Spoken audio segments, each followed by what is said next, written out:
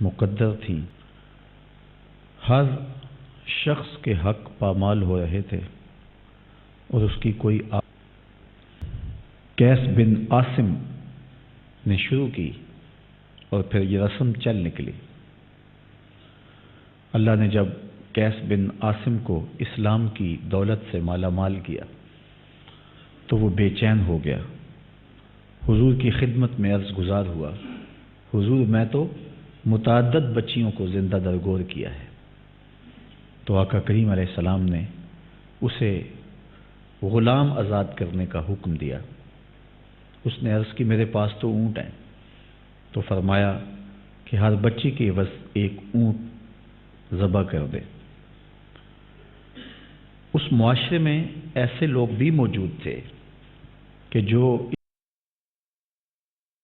اس جرم کے خلاف صدائے احتجاج بلند کرتے تھے اور بچیوں کو زندہ درگور ہونے سے بچانے کے لیے اپنی کاوشیں، اپنی کوششیں بروئے کار لاتے تھے۔ عرب کا مشہور شاعر فرزدق، اس کا دادا المجاشی بارگاہ رسالت مآب صلی اللہ علیہ وآلہ وسلم میں حاضر ہوا اور عرض گزار ہوتا ہے، میں نے جاہلیت کے زمانے میں 360 بچیاں زندہ درگور ہونے سے بچائی ہیں۔ جب کوئی ظالم باپ اپنی بیٹی کو زندہ درگور کرنے لگتا تو میں اس بچی کی کفالت اپنے ذمہ لے لیتا، بچی کی محبت اجاگر کرتا اور باپ کو اس بات کا احساس دلاتا کہ یہ بہت بڑا ظلم ہے جو تو کرنے جا رہا ہے، تو بہت سارے لوگ اس ظلم سے باز آ جاتے۔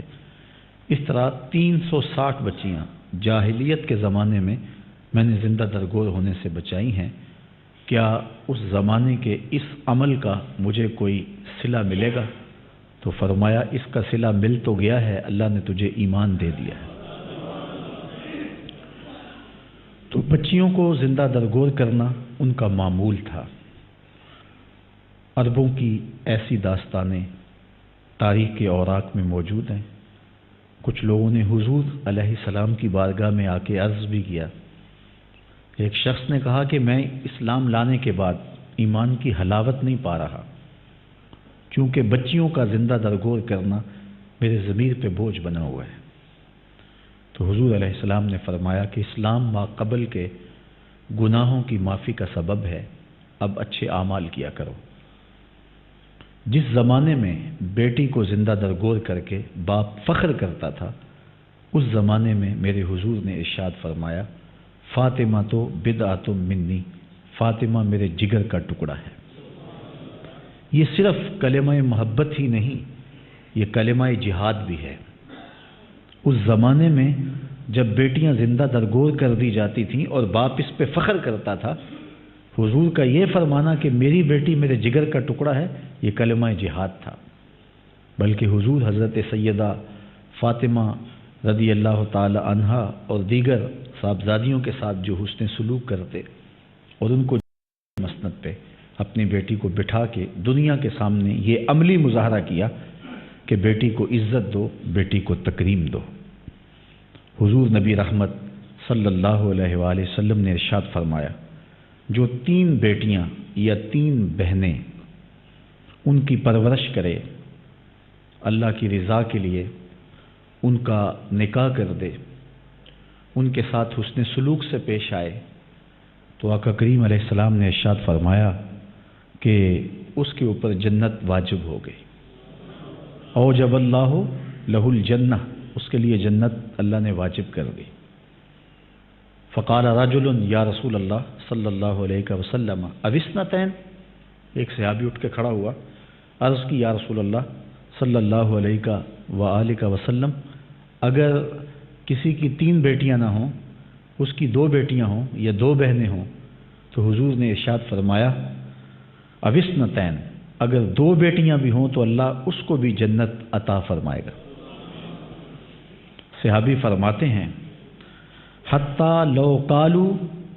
واحدۃ لقال واحدۃ، اگر یہ عرض کیا جاتا حضور اگر ایک بیٹی ہو تو حضور ایک بیٹی کی محبت کے بدلے میں بھی جنت کا وعدہ دیتے۔ کہاں بیٹیاں زندہ درگور کی جا رہی ہیں اور کہاں بیٹیوں کی پرورش، بیٹیوں کی محبت جنت میں دخول کا سبب بنتی ہے۔ حضرت ام المومنین سیدہ عائشہ رضی اللہ تعالی عنہا محبوبہ محبوب کائنات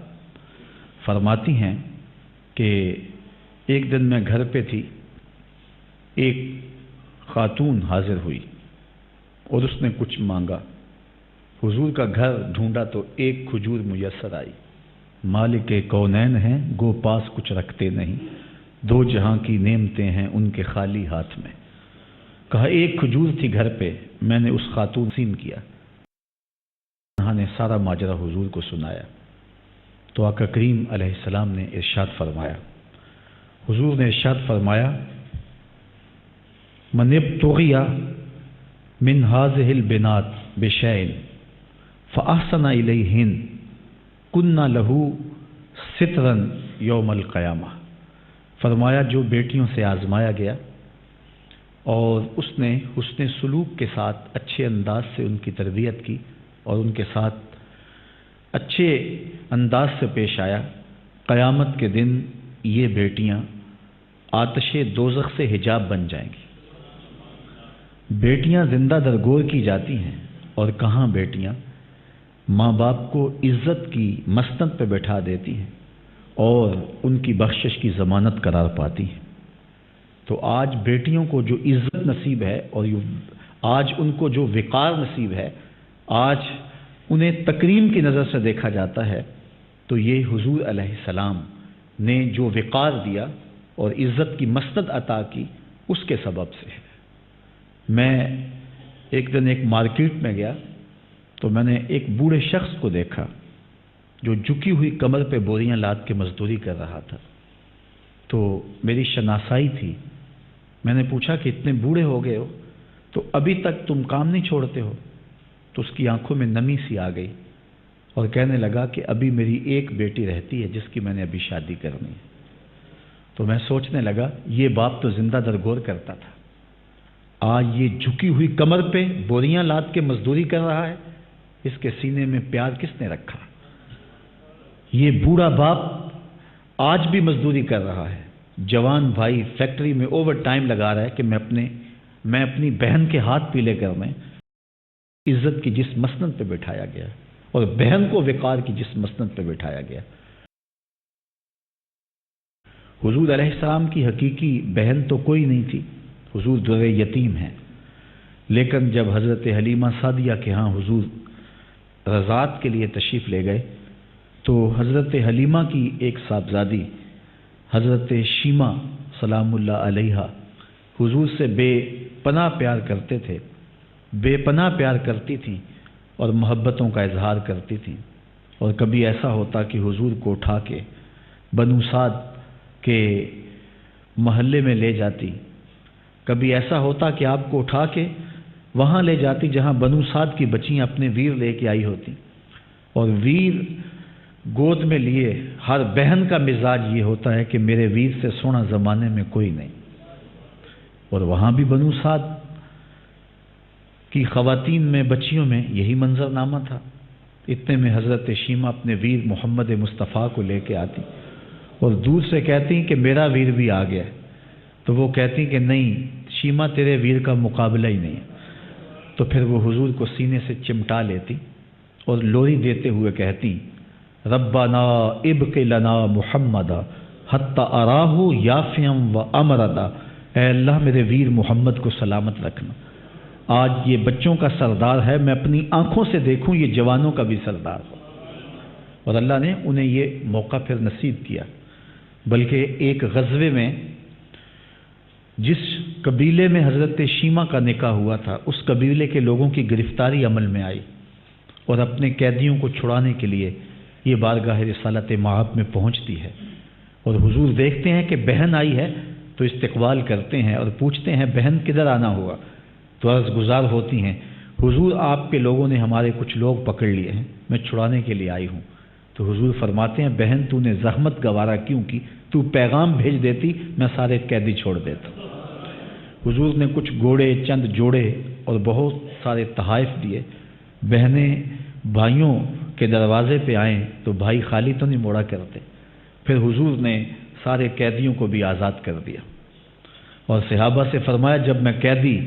آزاد کرتا ہوں تو تم سے مشاورت کیا کرتا ہوں، آج میں نے مشاورت بھی نہیں کی اور قیدی بھی آزاد کر دیے، اس لیے کہ میری بہن میرے دروازے پہ آ گئی تھی۔ تو بہن اور بیٹی کو عزت کی اس مسند پہ بٹھا دیا اور تبے پہ ہیں کہ ان کی عظمت کو چھوا نہیں جا سکتا ہے، اس لیے کہ یہ ان کی کھوئی ہوئی تکریم اور ان کی عزت ان کو لٹائی ہے بیٹیاں کی، اور اس عورت کو، اس لڑکی کو جس کا پرسان حال کوئی نہیں تھا، اس کو باپ کے دل کا ٹکڑا بنا دیا اور گوشائے قلب بنا دیا۔ نبی رحمت صلی اللہ علیہ وآلہ وسلم حضرت سیدہ زینب سلام اللہ علیہا کے ساتھ جو حضور کی بڑی صاحبزادی ہیں، جو محبت فرماتے تھے، اس کا ایک منظر ملاحظہ کیجئے۔ حضرت زینب سلام اللہ علیہا کا نکاح ہوا تھا ابو العاص بن ربیع کے ساتھ، اور یہ بدر کے موقع پر کفار کے ساتھ لڑائی کے لیے مسلمانوں کے مقابلے میں آئے۔ اگرچہ یہ اسلام نہیں لائے تھے، لیکن مسلمانوں کے لیے ان کے دل میں بہت ہمدردی کے جذبات تھے، اور یہ لوگوں کے ساتھ، اپنی قوم کے ساتھ آئے تو ہیں، لیکن جنگ کے اندر ان کا میدان میں اترنا ثابت نہیں ہے۔ حضور نبی رحمت صلی اللہ علیہ وآلہ وسلم کو اللہ نے اس دن جو کامیابی اور فتح عطا کی وہ مثالی ہے، اور قرآن نے اس دن کو یوم فرقان کہہ کے پکارا ہے۔ 70 کفار قیدی بنا لیے گئے، اور آقا کریم علیہ السلام نے قیدیوں کے ساتھ حسن سلوک کرتے ہوئے ان کی آزادی کا فیصلہ کیا اور کہا کہ جو فدیہ دے دے ان کو آزاد کر دیا جائے گا۔ تو حضرت زینب سلام اللہ علیہا نے اپنے شوہر کے فدیہ کے لیے جو اپنا زیور بھیجا، تو وہ زیور ایک ہار کی صورت میں تھا جو حضرت خدیجہ الکبریٰ رضی اللہ تعالی عنہا نے اپنی صاحبزادی کو نکاح کے وقت تحفہ اور ہدیہ دیا تھا۔ تو جب حضور علیہ السلام کے سامنے وہ ہار آیا تو روایات میں آتا ہے کہ حضور پر رقت طاری ہو گئی اور آنکھیں چھم چھم برسنے لگیں، اور صحابہ سے فرمایا اگر تم کہو تو میں بغیر فدیے کے ابو العاص بن ربیع کو نہ چھوڑ دوں، اور یہ ہار میری بیٹی کا ہے جو اس کی ماں نے اس کو رخصتی کے وقت تحفہ دیا تھا، اور اس کو واپس نہ کر دوں۔ تو انہوں نے عرض کی ہمارے ماں باپ آپ پہ قربان، آپ جو چاہیں کریں، ہم کون ہیں کہ دم ماریں۔ تو حضور علیہ السلام نے حضرت زینب کا وہ ہار واپس لوٹا دیا اور بغیر فدیہ کے انہیں چھوڑ بھی دیا، اور بعد میں اللہ تعالیٰ نے انہیں ایمان کی بہاریں بھی نصیب فرمائیں، اور حضرت زینب سلام اللہ علیہا حضور کی زندگی میں حیات طیبہ ظاہری حیات میں ہی وصال کر گئی 8 ہجری کے اندر، اور آقا کریم علیہ السلام ان کے جنازے میں تشریف لائے تو آقا کریم علیہ السلام کی آنکھیں نمناک تھی، بلکہ حضور جنازے سے قبل آقا تشریف فرما ہوئے تو حضور نے اپنا تہبند جو ہے وہ عطا فرمایا اور فرمایا کفن کے نیچے یہ میری چادر حضرت زینب کو دی جائے۔ تو اس طرح حضور اپنی صاحبزادیوں سے محبت کر کے اس کے عملی مظاہرے فرمائے تاکہ امت کو سبق اور درس ملے کہ بیٹیاں زندہ درگور کرنے کے لیے نہیں بلکہ بیٹیاں عزت کے لیے ہوتی ہیں۔ آج بھی ہمارا معاشرہ کوئی قابل رشک معاشرہ نہیں، لیکن اس کے باوجود جب ہم بیٹیوں کو رخصت کرتے ہیں تو باپ نمناک ہوتا ہے اور اس کی آنکھوں سے آنسو برس رہے ہوتے ہیں اور وہ دل گرفتہ ہوتا ہے۔ تو بیٹیوں کے لیے باپ کے دل میں محبتوں کے یہ جذبے اور یہ بے پناہ الفتوں کا عالم یہ رسول کریم صلی اللہ علیہ وسلم کی تعلیمات کا نتیجہ ہے۔ آئیے میں اور آپ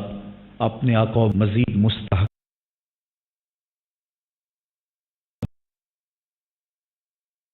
سکھایا ہے اس تقدس کو کبھی بھی پامال نہ ہونے دیں۔ اللہ مجھے آپ کو اپنی رحمتوں کے حصار میں رکھے۔ وآخر دعوانا ان الحمد للہ رب العالمین۔